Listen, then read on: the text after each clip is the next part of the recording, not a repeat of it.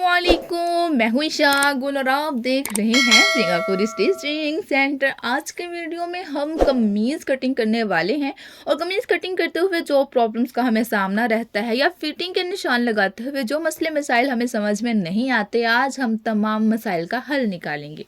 तो वीडियो को बिल्कुल भी स्किप मत कीजिएगा, मुकम्मल वीडियो देखिएगा, यकीनन आपकी मालूमात में इजाफा होगा।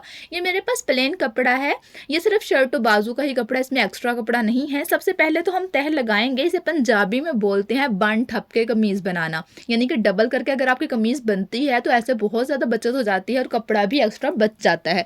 लेकिन आजकल कपड़े का अर्ज यानी कि चौड़ाई कम आती है तो बन ठप के कमीज़ नहीं बनती। शायद आपने ये बन ठप लफ्ज़ पहले भी सुना हो। तो ये देखिए चौड़ाई कम है तो इसलिए हम ऐसे कमीज़ नहीं बना सकेंगे। तो इसके लिए हमें क्या करना है, हमें अपनी पैमाइश कर लेनी है लंबाई कि हमारी कमीज़ की कितनी लंबाई है। ये कपड़ा पूरा था, लंबाई में एक्स्ट्रा नहीं था, तो इसका मतलब है कि मुझे सिर्फ चौड़ाई पैमाइश करनी है और उसके बाद इसको मैं कटिंग कर लूँगी। तो अब आपको मैं बताती हूँ कि जो अगर आपने पाइपिंग लगानी है, लेस लगानी है, फोल्डिंग करनी है, इसमें जो भी करना है उसके लिए आपको सिर्फ 2 इंच एक्स्ट्रा रखना पड़ता है। 1 इंच दाईं तरफ का, 1 इंच बाईं तरफ का। 20 इंच चौड़ाई है तो मैं 22 रखूँगी। लेकिन हाँ, अगर आपको पाइपिंग वगैरह नहीं करनी, आपको करनी है तरपाई, तरपाई के लिए आपको 1.5 इंच एक्स्ट्रा रखना पड़ेगा। यानी कि आपकी अगर कमीज़ का दामन 20 इंच है तो आप 23 इंच रखेंगे, 1.5 इंच दाईं तरफ का, 1.5 इंच बाईं तरफ का। तरपाई के लिए 1.5 इंच रखना ज़रूरी है, बाकी सिलाइयों के लिए, पाइपिंग के लिए 1 इंच काफ़ी है। अब मैंने खींच कर फाड़ दिया है क्योंकि ये लंबाई के रुख में कपड़ा था, अगर चौड़ाई के रुख में हो तो आपने ये गलती नहीं करनी। अब ये जो एक्स्ट्रा कपड़ा बचा है ये मेरे बाजू के लिए है, यानी कि स्लीव्स के लिए है, तो स्लीव्स के लिए ये कपड़ा काफ़ी है। बाकी कपड़ा कमीज़ का है तो हम इसकी तह लगा लेंगे। जुड़े हुए हिस्से की तरफ से आपने झटक के बराबर करना है। आपने ये नहीं करना कि कॉर्नर से कॉर्नर मिलाया और सारे कपड़े की तह लगा ली, वरना कान आ जाती है। लंबाई के रुख में जितना भी कपड़ा होता है वो आपने, जैसे मैं तह लगा रही हूँ, सेम टू सेम ऐसे तह लगानी है। लेकिन बहुत सारे लोग तह लगाते हुए गलती करते हैं जिसकी वजह से कपड़े में कान आ जाती है। बहुत से लोग ऐसे तह लगाते हैं, कॉर्नर से कॉर्नर मिलाया, उसके बाद ये सारा कपड़ा पकड़ लिया और तह लगा दी, इससे कान आ जाती है। कमीज़ बॉडी के साथ नहीं लगती बल्कि घूमती रहती है। या तो फिर ये होता है कि हमारी कमीज़ पीछे जा रही है या पीछे वाला दामन आगे की तरफ आ रहा है, यानी कि उलझन का बाइस बनता है। तो इसलिए आपने इसको झटक मटक के अच्छे से तह लगानी है। आपको एक बताती हूँ मैं तरीका के तह लगाने के बाद जो इसकी निशानी है कि हमारी बिल्कुल ठीक तह लगी है, वो ये है कि जिस तरफ से हमारा दामन बनता है ना, यानी कि जो ऊपर और नीचे वाली साइड्स हैं, कान वहाँ से निकलती है। लंबाई के रुख का जो कपड़ा होता है ना, उसकी कान ऊपर और नीचे की तरफ से निकलती है। ये बात आपने याद रखनी है, यानी कि चौड़ाई की तरफ से निकलती है हमेशा कान। तो इस बात को आपने याद रखना है और आइंदा आपने तह लगाते हुए इन तमाम एहतियातों को मद्देनजर रखना है। जैसे मैं तह लगा रही हूँ, यानी कि मुझे इतना टाइम लग रहा है, तह लगाते हुए इतना ही टाइम लगता है। अब हमने कपड़े को कर दिया है डबल। अब जैसे मैंने तह लगाई है ना, आपने भी ऐसे ही तह लगानी है। बहुत सारे लोग गलत तह लगाते हैं और वो बहुत मसला हो जाता है शर्ट कटिंग करते हुए। अब हमने अपनी शर्ट को कटिंग करना है, उसके लिए जाहिर सी बात है हमारे पास अपनी पैमाइश मौजूद होनी चाहिए, परफेक्ट पैमाइश। अब सबसे पहले हमने अपना लंबाई, चौड़ाई और तीरा वगैरह पैमाइश करते हैं। लंबाई हमारी जितनी भी हो, 39 है, 40 है, जो जितनी भी है, हमने सिर्फ 1 इंच एक्स्ट्रा रखना होता है सिलाइयों के लिए और आधा इंच रखना होता है तीरे की, यानी कि गले की तरफ जो सिलाई जाती है वो। 1.5 इंच हमने एक्स्ट्रा रखना होता है। हमारी जितनी भी लंबाई है हमने उसमें 1.5 इंच एक्स्ट्रा रखना है। लेकिन अगर आप पहनती हैं तरपाई वाला सूट तो आपने 2 इंच एक्स्ट्रा रखना है, 1.5 इंच तरपाई के लिए और आधा इंच ऊपर की जानिब जो गले के साथ सिलाई लगाते हैं हम तीरे की, आधा इंच वो। अब हम बनाएंगे तीरा। तीरा मेरा था 13 इंच तो मैं रखूँगी 14 इंच। तीरा अगर 13 इंच है तो आपने उसमें 1 इंच ऐड करना है। अगर 14 इंच है तो 1 इंच ऐड करके 15 हो जाएगा। अगर 13 है तो 1 इंच ऐड करके 14 हो जाएगा। मेरा 13 इंच तीरा तैयार है तो मैंने 14 पे गिना और 14 का जब हाफ किया तो 7 इंच हो गया। ठीक है, 7 इंच पे निशान लगा लिया। 1 इंच लाजमी आपने ऐड करना है। तो आधा इंच दाईं तरफ के बाजू में सिलाई में चला जाएगा, आधा बाईं की तरफ, और ये हो जाएगा हमारा सिल जाएगा और 1 इंच कम हो जाएगा और 13 बाकी रह जाएगा। अब हमारा जो चेस्ट है वो 18 है। वो 18 है और जो कंधा था वो 8 है। मैंने लंबाई के रुख में 8 पे निशान लगा लिया, ये आपने देखा मैंने निशान लगाया। उसके बाद हमने चेस्ट पे माइश करनी है, चेस्ट पे निशान लगा लेना है।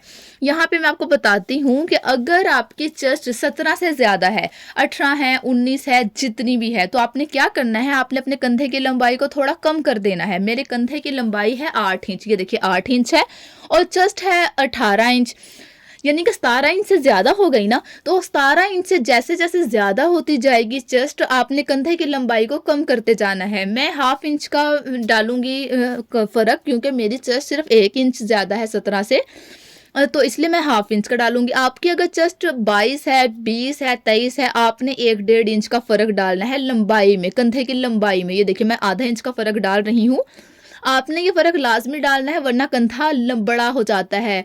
तो इसलिए आपने ये याद रखना है कि जैसे जैसे 17 इंच से चेस्ट ज़्यादा होती जाएगी, कंधे की लंबाई कम होती जाएगी। ये देखिए मैंने कंधे की लंबाई को कम कर लिया और चेस्ट का निशान लगा लिया, 18 इंच पे चेस्ट का निशान लगा लिया। ठीक है, ये कम कर लिया था, आपके सामने किया है ना, तो इस बात को आपने याद रखना है।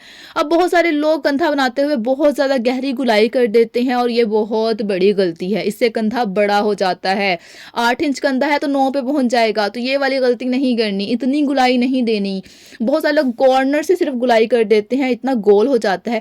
अब मैं आपको बताऊंगी कैसे वाली गुलाई देनी है। ये स्ट्रेट स्ट्रेट गुलाई देनी है, सीधी सीधी, ये देख रहे हैं आप, बिल्कुल सीधी सीधी सी गुलाई है, आपने ये वाली गुलाई देनी है।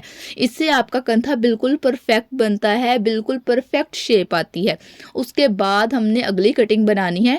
ये जो कॉर्नर है ना, कॉर्नर तक आपने 1.5 इंच पिमाइश करना है। यहाँ तक 1.5 इंच बन गया कॉर्नर तक, तो हमने अगली कटिंग का निशान लगाना है। अगली कटिंग कैसे लगा रही हूँ, आपने इसको गौर से देखना है और फिर आपने इसको ट्राई करना है। अगली कटिंग की गुलाई कॉर्नर से जाते हुए ऊपर की जानिब खत्म हो गई, और नीचे की जानिब वो हमारा जो ऊपर वाला कंधा था उसके साथ मैच हो गई। ठीक है, यहाँ से आपने इस बात को गौर से देखना है। अगली कटिंग हम इसलिए करते हैं कि यहाँ पे जो कपड़ा सा जमा हो जाता है ना, ये उसको रिमूव कर देता है, क्योंकि हमारा जो अगला हिस्सा है ना बॉडी का, ये कमजोर होता है। ठीक है, पिछला हिस्सा चौड़ा होता है, अगला कमजोर होता है, तो अगला कमजोर होने की वजह से यहाँ से कपड़ा इकट्ठा हो जाता है, जो कि हम इसको कटिंग कर देते हैं और ये परफेक्ट फिटिंग आती है। अगर आप कहें कि मैं तो फिटिंग पहनती नहीं, तो फिर भी आप ये करें, क्योंकि ये बहुत अच्छी शेप देता है। यहाँ से हमने तीरे का निशान लगाया है, तीरे का निशान तकरीबन 1.25 इंच चौड़ा होता है, और देखिए कि जितना मैंने लगाया है सेम आपने भी ऐसे लगाना है। अब हमने फिटिंग का निशान लगाना है। ये आधा इंच हमारा सिलाई का रख लिया, उसके बाद आपने 6 इंच पे निशान लगाना है। ये स्टैंडर्ड साइज़ है, 6 इंच स्टैंडर्ड साइज़ है। अगर आपकी चेस्ट हैवी है और आपका कद भी लंबा है, तो आप 7 इंच पे निशान लगा सकते हैं, 6.5 पे लगा सकते हैं, 7.5 पर भी लगा सकते हैं। लेकिन आपने आधा इंच सिलाई लगाने निशान रखने के बाद आधा इंच, ये कंधे से नीचे आप देख रही हैं ना, मैंने आधा इंच का मार्जिन रखा है।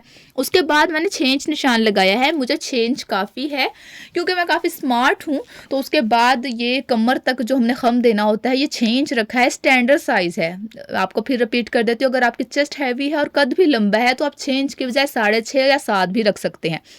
अब यहाँ पे मैंने 13 इंच टोटल लंबाई रख ली, साइड सिलाई की, हिप का निशान भी लगा लिया, और अब मैंने कमर का निशान लगाया। मेरी कमर 15 है और यहाँ से 19 है, यहाँ से मैंने 19 रख लिया। ठीक है, साइड सिलाई टोटल 13 या 13.5 स्टैंडर्ड साइज़ होता है, तो आपने भी स्टैंडर्ड साइज़ ही रखना है। बाकी हाइट वगैरह के हिसाब से होता है, या आपकी जो पिमाइश वाली शर्ट है उसके हिसाब से होता है। ठीक है, तो अगर आपकी 13 इंच साइड सिलाई है, तो आपने 13.5 रखनी है। ऊपर सिलाई का मार्जिन आधा इंच लाजमी रखना है। ठीक है, ये बात लाजमी याद रखनी है। अब आपने 1.5 इंच का निशान लगाना है, कटिंग का मार्जिन रखना है। आप इससे ज़्यादा भी रख सकते हैं, ये आपकी मर्जी है। 1.5 इंच बिल्कुल नॉर्मल सा ये रखा होता है। अक्सर वो ख़वातीन कहती हैं कि हमारे अंदर कपड़ा छोड़ देना, कटिंग नहीं करना। तो जब ख़वातीन ये कहें, तो आपने ये जो कपड़ा है ये रिमूव नहीं करना, जो मैं अब कटिंग करूँगी आपने वो रिमूव नहीं करना। अब ये कंधे की शेप आप देखिए, आपने कंधे को ऐसे कटिंग करना है। बहुत सारे लोग इसकी भी गलती कर जाते हैं। कंधे की शेप मैंने एक्स्ट्रा बनाई है कटिंग की, वो आपने कैसे करना है ये भी मैं आपको दिखा रही हूँ। अब ये देखें, यहाँ से मैं कैंची चलाने लगी हूँ। अगर कोई आपको कहे कि अब अंदर वाला कपड़ा रिमूव नहीं करना, तो आपने ये वाला कपड़ा नहीं काटना। ठीक है, ये बात याद रखनी है, ये वाला कपड़ा आपने नहीं काटना, इसको इतना ही रहने देना है। अब यहाँ हिप पे मैं कट लगा रही हूँ, ताकि जब हम साइड सिलाई का निशान लगाए तो हमें आसानी हो। अब ये देखिए, यहाँ से हमने रिमूव कर दिया। उसके बाद जो कंधा है ना, ये जो शेप बनाई है मैंने कटिंग की, सेम आपने भी ऐसे ही बनानी है। इससे बहुत अच्छी और परफेक्ट फिटिंग आती है। चारों पीस हमने कटिंग करनी है, फ्रंट और बैक ये कंधे की कर देने हैं, लेकिन जो अगली कटिंग है और तीरे की कटिंग है वो सिर्फ फ्रंट की करते हैं, वो सिर्फ फ्रंट की कटिंग करते हैं। यहाँ पे मैं जितनी हमारी चेस्ट तैयार है वहाँ पे छोटा सा कट लगा रही हूँ। ये बहुत आसानी हो जाती है फिटिंग की निशान लगाते हुए, फिटिंग की सिलाई लगाते हुए। ये सिर्फ मेरे मेरे पास अब फ्रंट है, तो हमने सिर्फ फ्रंट की कटिंग करनी है। जो अगली कटिंग होती है कंधे की और जो तीरा होता है वो सिर्फ फ्रंट का होता है, सिर्फ फ्रंट का होता है। ये बात आपने हमेशा याद रखनी है। टोटल चारों के कंधे कटिंग कर लिए, उसके बाद आपने सिर्फ फ्रंट हिस्सा लेना है और उसके तीरे की और अगली कटिंग कर देनी है। ये देखिए आपको नज़र आ रहा है ना, ये ऊपर अगली कटिंग रख के दिखा रही हूँ और वो पीछे पिछली कटिंग है। तो आपने पहले चारों इकट्ठे कटिंग करनी है, उसके बाद आपने अगली कटिंग और तीरा लेथा से कटिंग करना है। तो ये देखें हमारा परफेक्ट किस्म की कटिंग हो चुकी है। अब हमने क्या करना है, अब हमने फिटिंग के निशान लगाने हैं।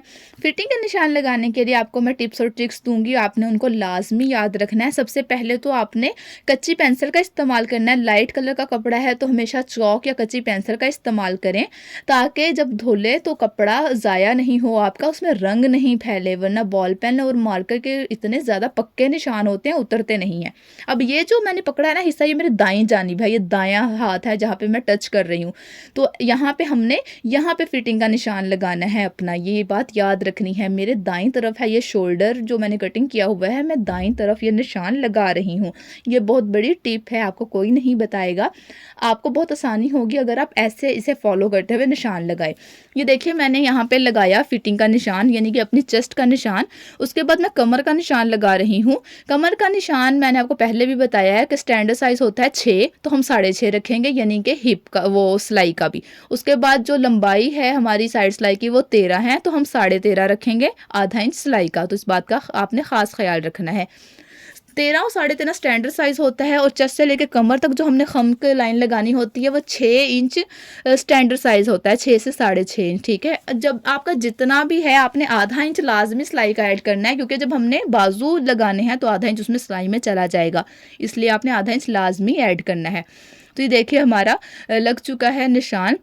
हम अपनी दूसरी शर्ट का पीस लेंगे ना, सेम हमने तब भी इसी बात का ख्याल करना है कि वो उसका शोल्डर भी हमारे ये दाएं हाथ की तरफ आए। दोनों तरफ निशान लगा लिए हमने, और ये देखें कितने परफेक्ट निशान लगे हैं। उम्मीद है आपको आज की वीडियो बहुत हेल्पफुल लगी होगी और आपको काम भी समझ में तमाम आ गया होगा। अगर आपको आज की वीडियो अच्छी लगी है तो मेरी वीडियो को लाइक कर दीजिए और चैनल को सब्सक्राइब कर दीजिए। मिलते हैं एक नई वीडियो में, तब तक के लिए अल्लाह हाफिज़।